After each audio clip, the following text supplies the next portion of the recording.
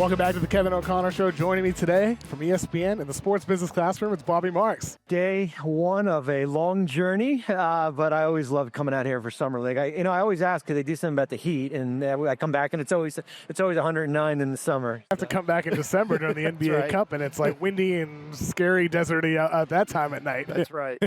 But Bobby, let's talk today about the Eastern Conference because we've seen some change in the East.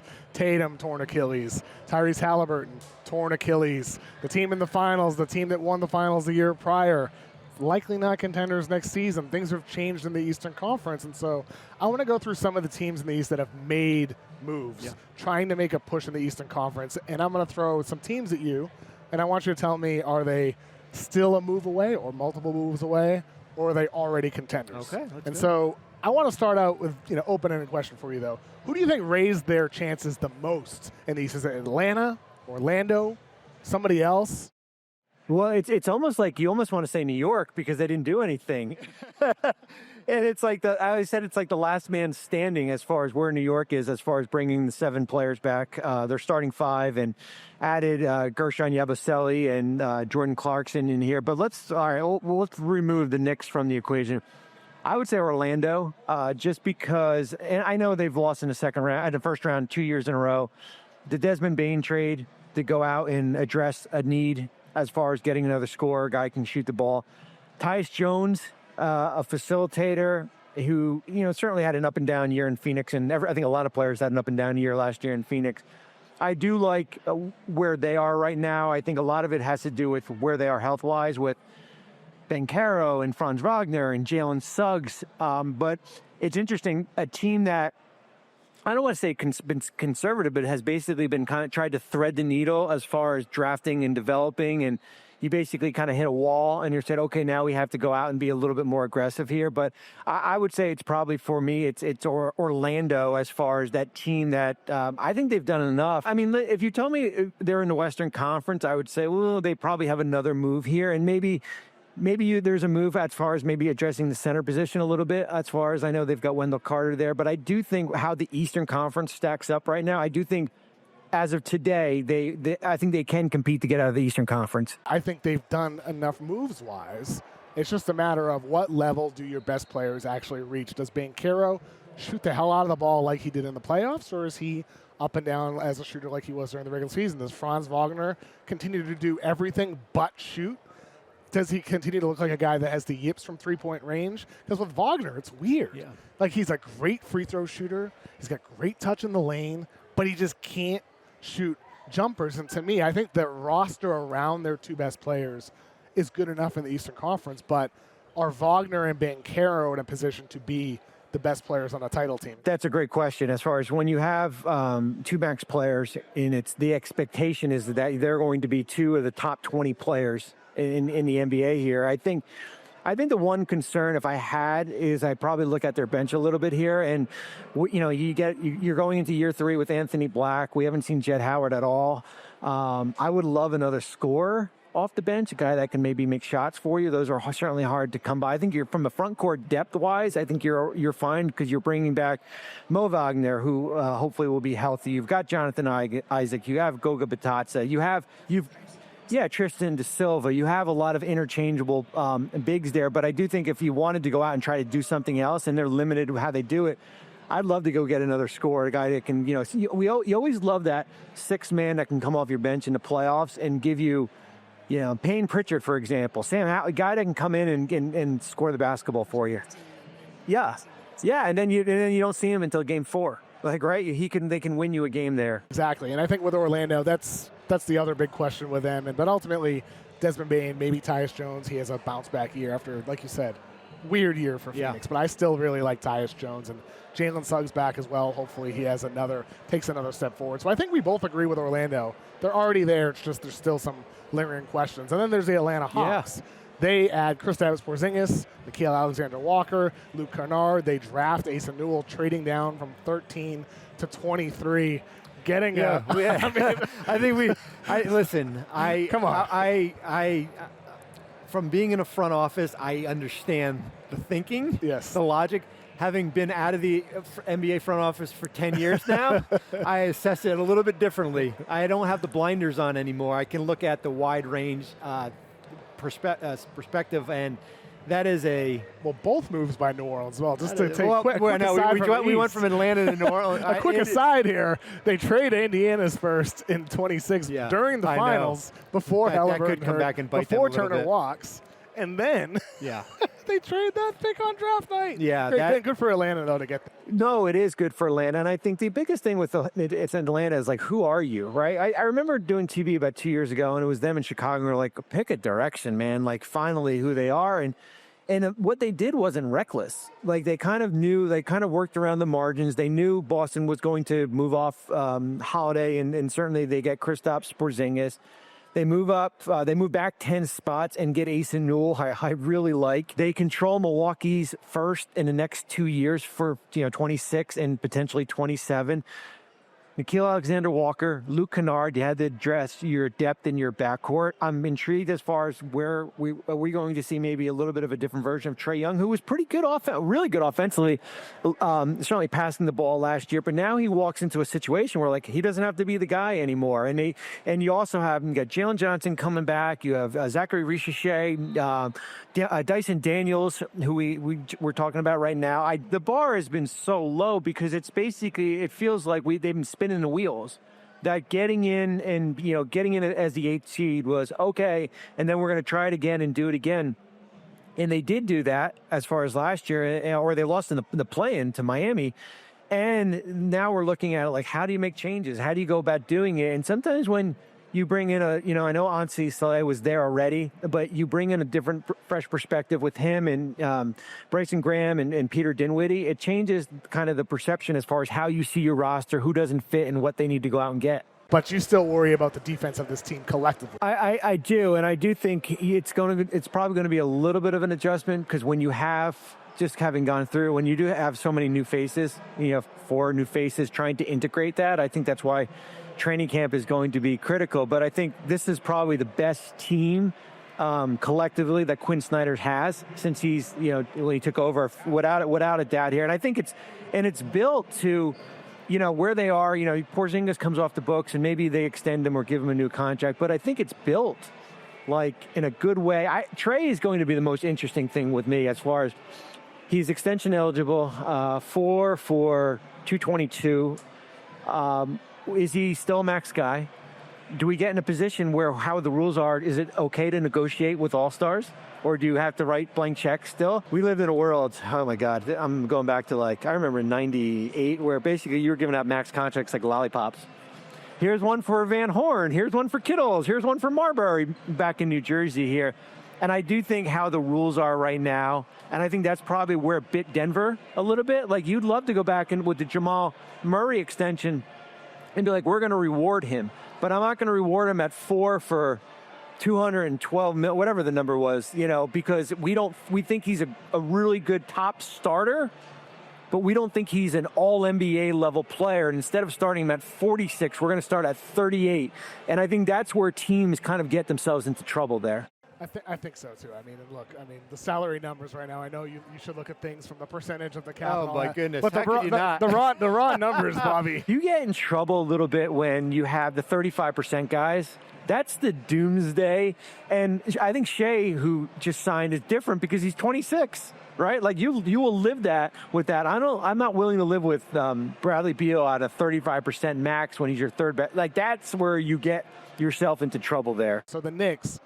Are they still one move away, or are they already there as a contender? I think they're still another move away with their bench. I do, but it's going to be hard to do it because you look at it is such a rarity when you go to an Eastern Conference Finals and you fire your head coach and you kind of knew who they were, and now you have Mike Brown coming in, and no offense, this ain't Sacramento, and this ain't even Cleveland back in 2008 or 9, and I think is a really good coach. But basically trying to instill, what are they going to be? Are they going to be the Sacramento team from 3 years ago? Are they going to be that Cleveland team that it was really good defensively when LeBron was like who are you going to be? And I think that's going to be probably the biggest unknown as far as, maybe not outside of the roster. Well, I would hope Mike Brown takes some pages out of that Sacramento playbook, though, because with Karl Anthony Towns, there felt like a lot of times throughout the playoffs and the whole year, some of his playmaking ability was just not being used. And with Tibbs, that was one of the criticisms I also felt with when he had Isaiah Hartenstein as well. There wasn't enough playmaking from him. So I think that was a Tibbs thing, whereas with Brown, we see what he did with Sabonis. With Sabonis, it's kind of obvious. That's how you have to play with him. It's almost like go back to, I think it was game 5 or game 5 or game 6 in Detroit, the game he hit the shot to win the series. And it's like the 4 possessions before that were awful. And he hits the shot to win the game, and we're like, oh my God, this, like how great is he? And then, but we also saw at the end of games in the Indiana series, like when their New York is at their best when the ball's moving around. When it sticks in his hand and it's basically ISO, it's basically like, all right, it's almost like Iverson-ish back in the 90s, which is fun.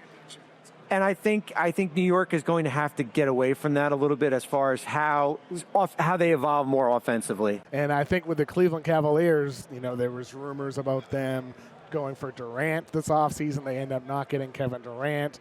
They do get Lonzo Ball for Isaac Okoro. They sign Larry Nance. They bring back Sam Merrill. They lose Ty Jerome to Memphis. Yeah. With the Cavaliers, do you think they are already contenders, or are they still a move away? I think I want to give them the benefit as contenders because they won 64 games last year, and I know they lost Ty Jerome. That's going to be the thing. So on what we see in the regular season, does that translate to the playoffs? Is it like between here, right? Like, do they have that toughness that lacked? Like, it's okay when you're going into Miami and dismantling them in 4 games. But when you took a punch against Indiana in game 1 and, can you get off the mat? I think and you saw that with Oklahoma City. Like game 4 in Indiana, down 2-1, down 9 going into the fourth quarter. Like the championship teams, like go through that adversity, go through that Denver series here. And that's why what we see with Cleveland right now and what they're returning, I think them and New York are the 2 best teams in the Eastern Conference, but there's a big difference between regular season and as far as what you get into the playoffs. There's a reason why Garland, Mitchell arguably should be split up. Mobley, Allen arguably should be split up, and I think it hits what you're talking about. Kenny Atkinson, did you see what he said after they got eliminated? He had like this great post-game presser, like 30 seconds in, kind of almost unprompted. He's talking about, there's like a mental aspect, a physical, like the mental controls the physical. And he's like, Indiana, start to finish in these games, they're running, they're playing hard. And he's like, I think we're missing that aspect. And he's like, I think we can learn it, but they don't have it. They didn't have it. And I just don't know if Garland, Mitchell, and then Allen Mobley is the right pairing for them to actually be a championship team, which is why they're having these high-level conversations about what to do. It's almost like, and we live in this world, with the aprons, right? And we live it used to be like 3-year window, 4-year window. Now it's like we're in these like mini windows. That's why I never say like, and maybe OKC might be a little bit of a different animal here. Like, the window is open for this team. They're so young, and people were probably, like, I wrote the Pacers off-season article, and then Tyrese gets hurt, and then you got to change it. Because as far as, now they're not the favorites in the Eastern Conference anymore because they would have been here, and it changes certainly the dynamics as far as who you are. With the Pistons, are they still a move or 2 away? Or Detroit's interesting because they identified what they needed around Cade. And when they went out and got Hardaway and they got Beasley and they got Schroeder at the deadline here, they said, we got to put some scoring around him, some shooters. And they kind of are using a different color paint, the same color but different players here. I thought they pivoted really nicely in light of what happened with Beasley to go out and get Karis LeVert, and you get Duncan Robinson. You add some shooting, and you mentioned Chaz Lanier, who's at Tennessee and is more of an established player who's been in college 4 or 5 years. And you get Jaden Ivey back from that injury, who was playing really well before he had that injury here. I do like the components around them, but I do think they're kind of one move away. They've got all their picks now to go out and, canvas the market here. They've got some expirings to, get the big Tobias number as expirings here. It's a matter of like, how much are you willing to kind of go in when you do have a window here? Because eventually Jayson Tatum is going to come back, and you trust Brad Stevens to retool around him. And I watched his newser and he says rebuild, like it was offended, like I don't know that no. So you do have to retool, and you have Jaylen Brown and Derek White, and Haliburton will eventually be like you have like here is your.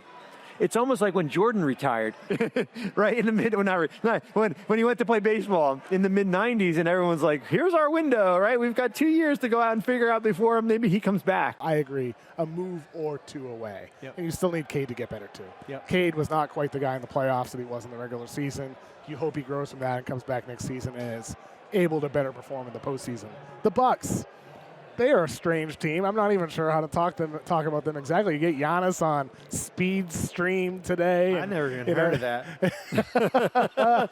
And he's like, probably. I love Milwaukee in terms of staying, but they add Miles Turner, shockingly taking him from Indiana. They bring back Kevin Porter, Bobby Portis, Gary Trent, Ryan Rollins. They waive and stretch Damian Lillard. They get rid of Pat Connaughton, Brook Lopez. So it's a year of change with the Bucks.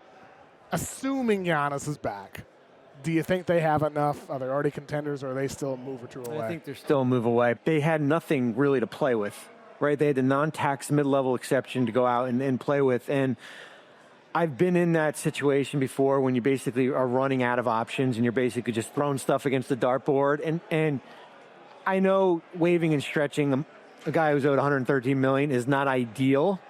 And you're taking a $23 million cap hit for the next 5 years. But when you're trying to retain a generational player, you will go out and do whatever you can. And as I've said before, then it's going to be someone else's mess to clean up 3 or 4 years from now. And listen, you could debate, like, was Miles Turner the right guy, or could you have done, but that's for another day. But I do think when you bring in Turner and you bring back most of your own guys except for Brook with Portis, and you have Gary Trent and Ryan Rollins, and you signed Taurean Prince, of course, and you brought in Gary Harris. And so I do think there's enough there to be competitive in an Eastern Conference. I do think they are one move away, but what's that move? When you look at, you've got 3 players, Giannis, Kyle Kuzma, and Miles Turner. And then it's everyone, there's like 12 guys making $13 million less, and there's like 8 of them making $3 million. And you've got a 2031 or 32nd pick to trade in a deal, and you have no seconds.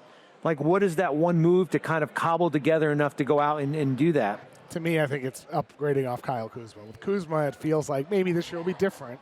But with the Lakers, what he turned into in Washington developed a lot of bad habits. If we see the version that we saw in the first round, like, it's going to be a struggle, because now I always say this, when you go through free agency and you sign 8 players, like, the goal is to hit on, go 500, right? Hit on 4 out of the 8 with that. And I think and you don't have a draft pick to kind of come in and supplement some of that, but you've got to have him, as you said, play like the version that we saw with the Lakers. Yeah, and I think the Bucks, I mean, look, you got to give them credit. They had really no moves to make. They got creative. I feel like they're better on paper. And again, it's sort of what we talked about with the Knicks earlier. What is the system going to look like? Because I remember a year ago, Doc Rivers, though there's rumors that Doc wanted to play a more versatile, higher pace style, that there's Brook Lopez trade rumors. Could he go to Houston a year ago at this time? Well, Brook Lopez comes back. They play largely the same way. We didn't see that, but we did see at the end of the season, triple-double Giannis, point Giannis, playing with a bunch of spacers and faster-paced guys around him. If they play that way, with Turner and Giannis in the front court and Andre Jackson and Gary Harris, AJ Green, all these guys, that gets interesting with what the Bucks could be. It'd be different than a lot of these teams the way they're building right now, but with some tweaks, I don't think you can rule out that Bucks team. I think what they saw was a little bit of a blueprint in that Indiana series, especially Game 5, where they said, okay, if we tweak some things around and we swap out Brook Lopez for Miles Turner, and we bring back Trent, and we bring back Rollins, we have no Lillard, and some other pieces around, that's a team that can compete with the team that just went to the NBA Finals. Tell me about Sports Business Classroom, which is happening right now in Vegas. You have this every year for how long now? Well, it's been going on, I think, for about 8 or 9 years. This is year 2 for me as far as being the lead instructor at Sports Business Classroom. We start Sunday, the 13th, we go into the 19th. We have sold it. Sure. Oh my goodness. It is, if anyone sees me here and you see me like when you see me at that Dairy Queen stand, you know, like it's been, you pull me away and say, it's going to be all right.